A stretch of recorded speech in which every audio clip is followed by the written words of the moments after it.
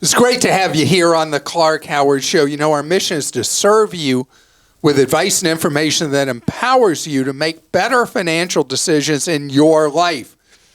And it's time for me to have some humble pie because it's our weekly Clark Stink segment.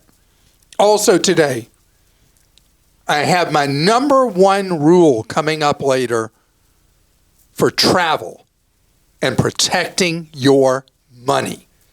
But right now, let's talk about me messing up, fattening your money, or protecting it in today's Clark Stinks. I should have never encouraged you to speak. You must think I'm pretty stupid. You should be ashamed of yourself. Well, maybe I'm wrong. Maybe I'm wrong. Maybe you're right, pal. Let's talk about me. You're like, let's talk about. Don't you love that line where, what do they say? Enough about me. Let's talk about what you. What do you think of me, right? I love it. Okay, sorry. Clark, you stink as much as the Virginia cigarettes you sold in another state. I can't believe that you, a college student, did not know that cigarette smuggling is a crime. You were also enabling those with a very unhealthy addiction. I still love your show despite your criminal history, Tom. Tom, thank you. I think it's really important that I expose my past, warts and all. And at that time, I was a 2-pack-a-day smoker myself. So it started kind of organically where I'd go cross state lines, not knowing that was illegal, and buy cigarettes for my own consumption at a much lower price. And then I started buying for more and more people. And then it became a side business. And if I had known then what I know now, I never would have done it.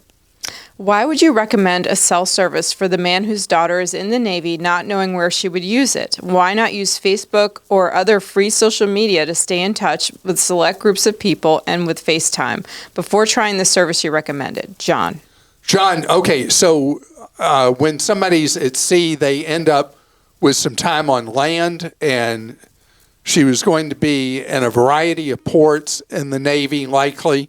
And so by recommending Google Fi, it meant that when she was on land, she'd have cell service just like in the United States.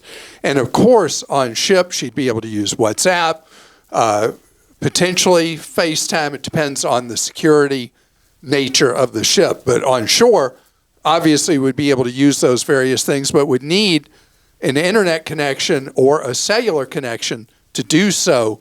And Google Fi is just a superior choice for people who travel randomly around the world. Speaking of that, that leads right into this next stinks. Clark, I won't say you stink, but there was a distinct aroma of ill-informed in your response to the gentleman who called about the best cell phone plan for his daughter who will be serving overseas in the Navy.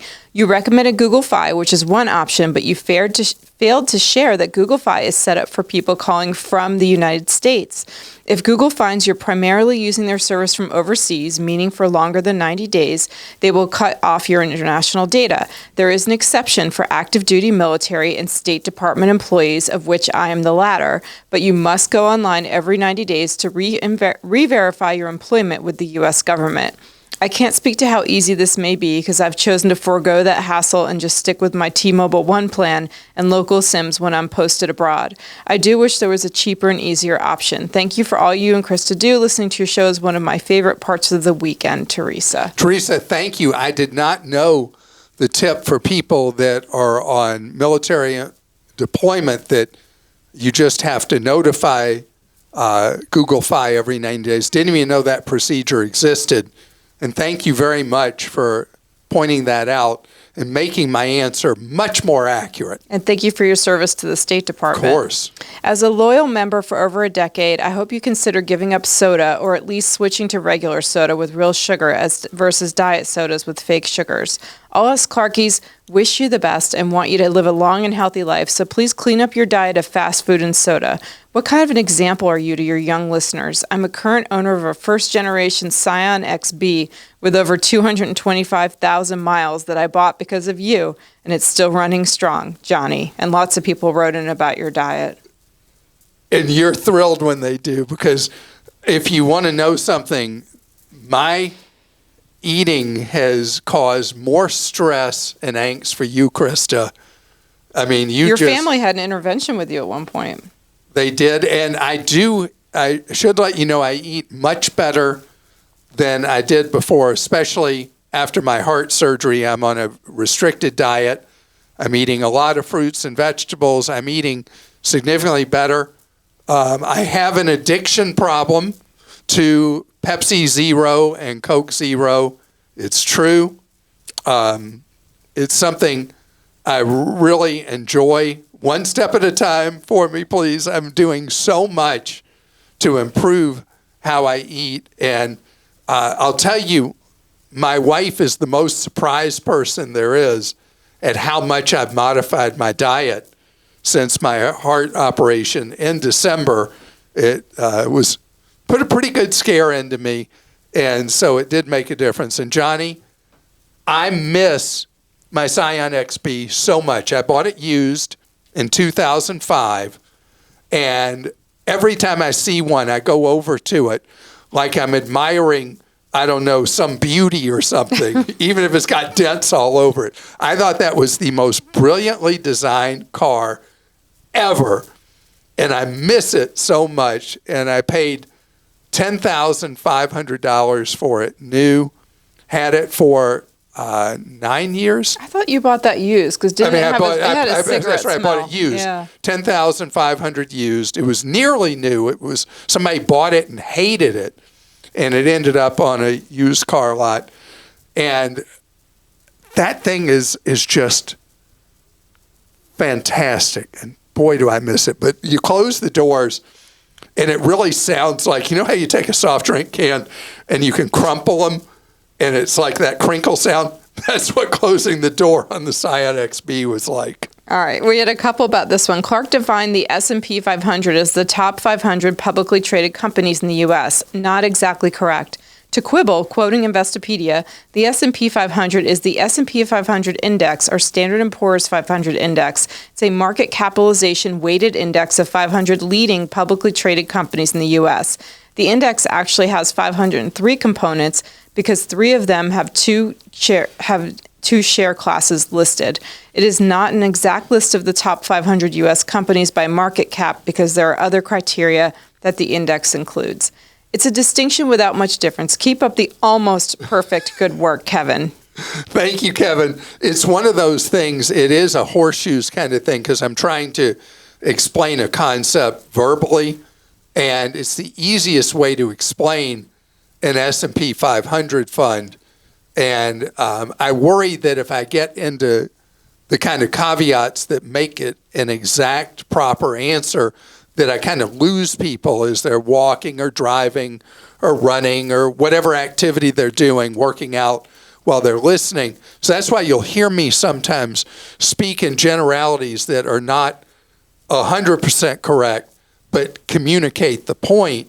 And so to say that you're right, it is not, if I was in a finance class, I would be marked wrong for the answer I give or the way I explain it, but it explains the gist that the whole idea of an S&P 500 fund is that it is a proxy for the 500 largest publicly traded companies in the country, and then we could add a little asterisk to it. Clark, you smell like a payday to would-be thieves. On your last episode, you mentioned how you have a safe that requires 3 strong men to carry off. You've given a thief valuable info on how to abscond with your valuables. In the future, you could be more ambiguous on what security you may or may not have while still giving advice to the listener. Cody. Thank you, Cody. You actually echoed something my wife said. Used much more interesting words than you did for why in the world would I give such a complete description of where we put our valuables.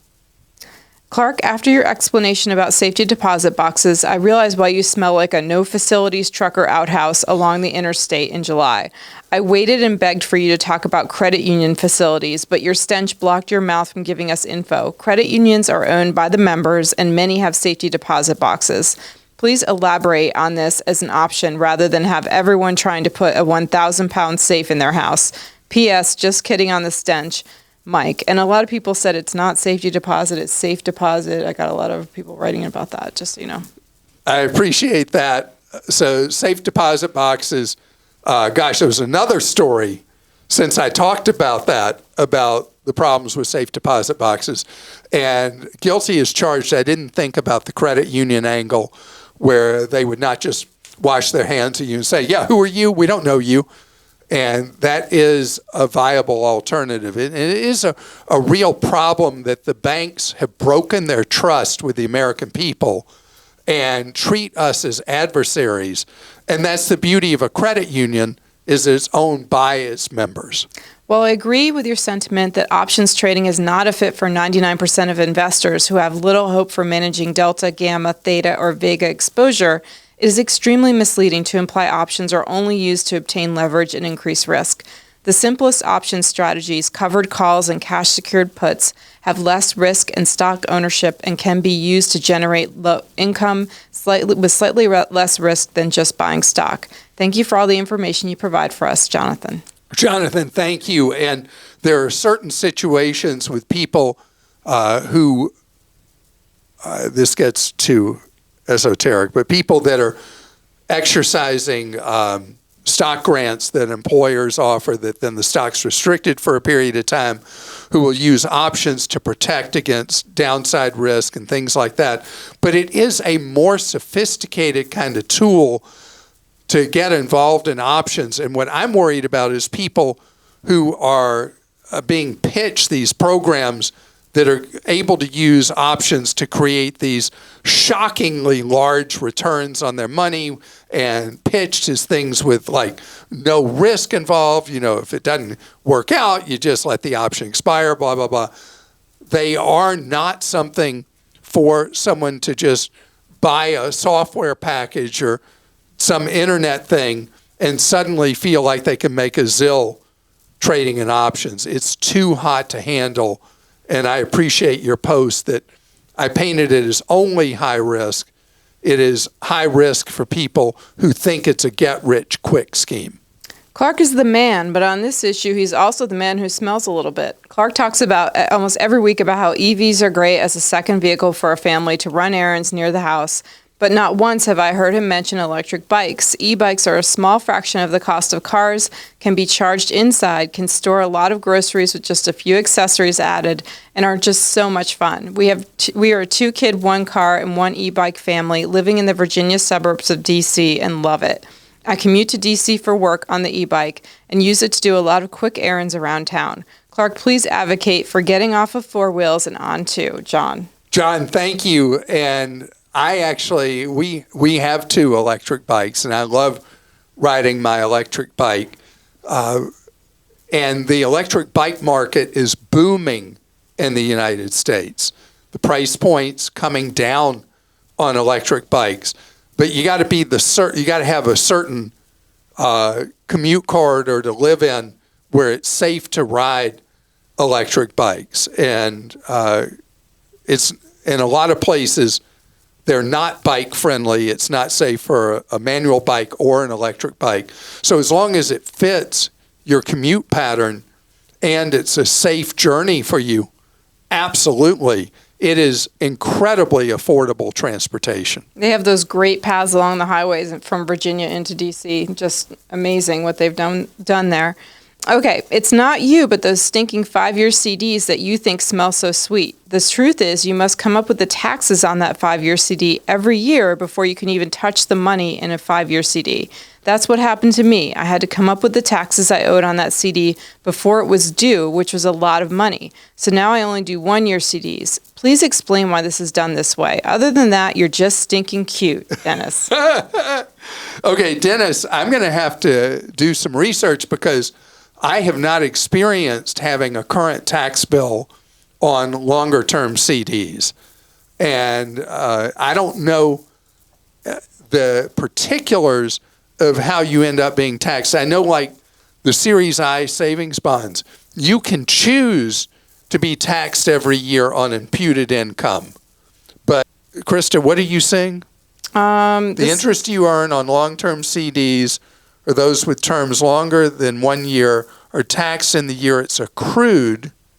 This is even if you don't withdraw the interest from your CD account. I have never, maybe I'm a tax dodger. Okay, so I will correct that on the podcast. I'll do more reading. I don't want to just go with something I've just read another one that said the same thing, but I'll keep checking. Okay, so I may stand corrected. It also means that I'm a tax cheat because I haven't been doing that, and I'm sure that the feds will catch up on me. So, and I've not gotten a 1099 from the credit union I have some long-term CDs with. Okay, all right, I'll do some digging on that. I appreciate it very much, just as everything else in all the variety of topics you hear every week on our Clark Stink segment, because I will make mistakes. You know, I'm a human, and I can't remember everything, and I'll what's that expression politicians like to use? I'll misremember something. And so thank you so much for setting me straight, and we'll follow up if, in fact, I was wrong about the 5-year CDs and when you're taxed on them. And so remember, if there's something you hear on our podcast, you feel like, huh? What's wrong with Clark? Doesn't he know better than that? Go to clark.com/ClarkStinks and post away. Coming up straight ahead, another cruise line bites the dust. Another airline bites the dust, both in the same week, and people's money at risk. I want to tell you what you need to know with the instability that continues in the travel industry. I briefly mentioned last week that a discount airline that flies in North America, U.S. and Canada only, small one, shut down and said, so paid with a credit card, go to them, and was silent on what happens if you paid with some form of debit card or anything like that. And they were silent because you just lose your money. You just become a claimant where there's no assets. And the travel industry has a lot of instability to it through history. Greatest instability has been tour operators. And a lot of times in the tour operator business, they face what's called big holdback from the credit card companies who want to hold on to the money that consumers pay until the tour is completed.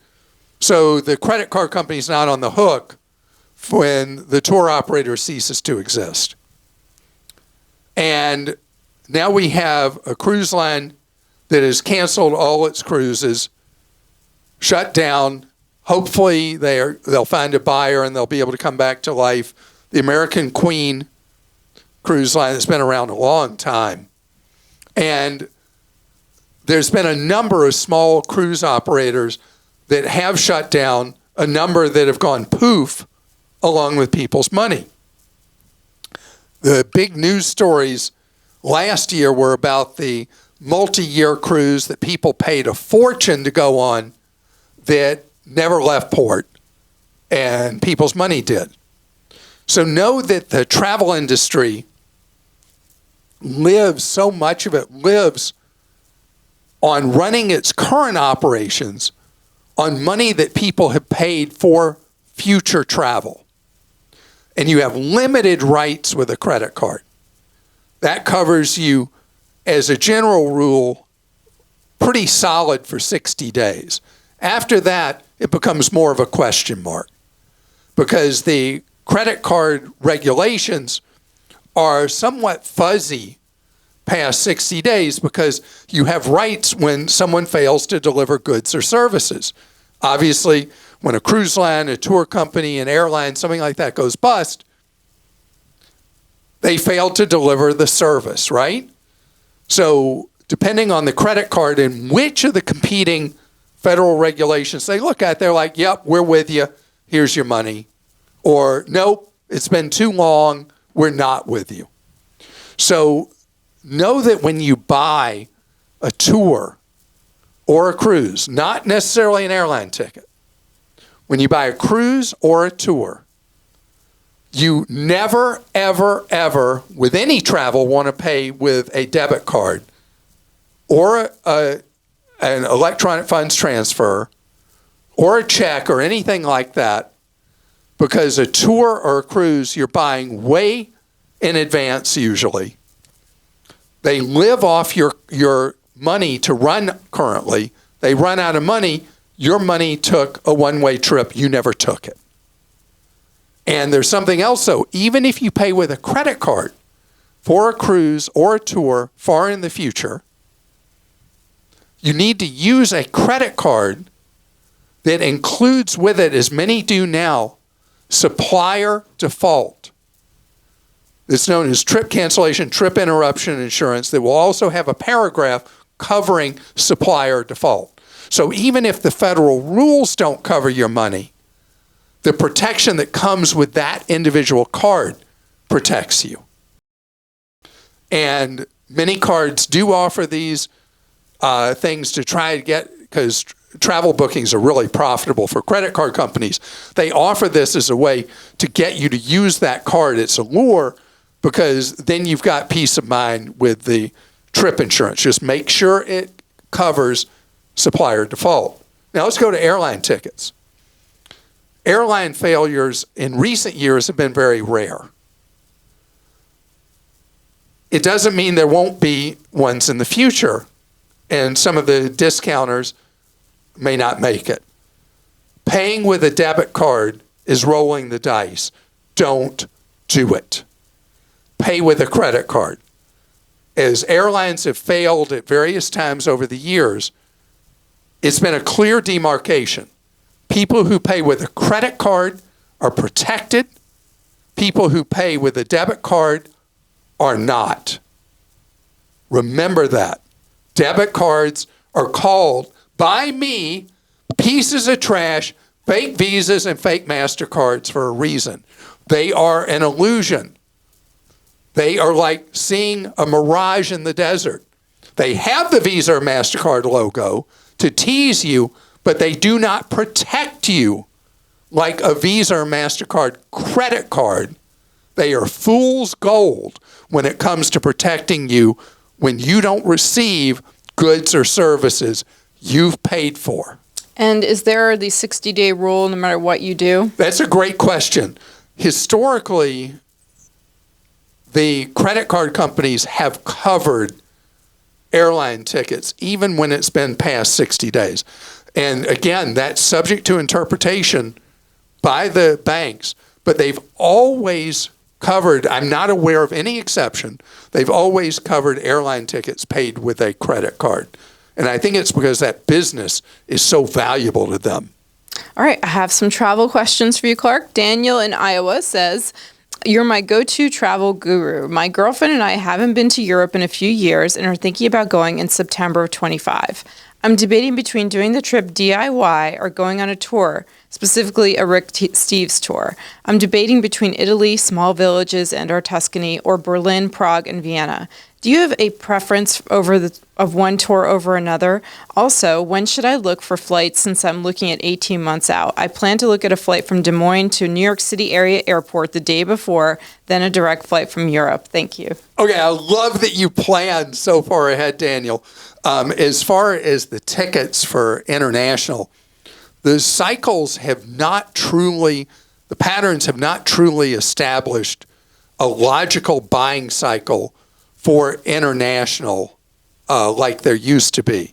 And I'm finding that tickets can get to a really cheap point unusually early these days on international. There's a lot of new international service airlines are offering. You might find a sweet spot much earlier than I would have recommended in the past for international, as much as half a year ahead. So like in, let's say March of 25 would be when you'd really want to start focusing on what is available from New York or even from your hometown for airfares. And I think about our staff trips we take every year. We bought the last 2 years much earlier than we historically have, and the fares never went as low again after we bought. One of them was like 7 months out, another was 5 months out, much earlier than when we've seen low price points in the past. But there are lots of announcements airlines do of new routes, and when you see a new route announced, that's when you want to look closely when we get into 25 and see if there's an introductory special, because the best deals international almost always post with new route announcements from an airline, because it takes a while for people in a market to know that that new route exists on an airline. On the tour question, I'm the wrong one to ask. I'm not a tour person. Don't do it for me. So you have to decide how anxiety producing it would be for you just to plan your own thing and do your own thing. It's pretty easy in Europe. And with Google Translate, language is not the burden it used to be as you travel. Where I'd go would be based on, since you named so many destinations, wherever the best deal is. And that's automatically my answer, because where I go is always determined by where the best deal is. Amy in Connecticut says, I just wanted to say thanks. I'm a longtime listener, Clarky, and I've tortured my own children with your podcasts in the car on trips. How mean of you. On your recommendation, I always video the exterior, interior, and gas gauge of a rental car at pickup and drop off. I don't delete the video mostly because I forget about it, but this time it came in handy.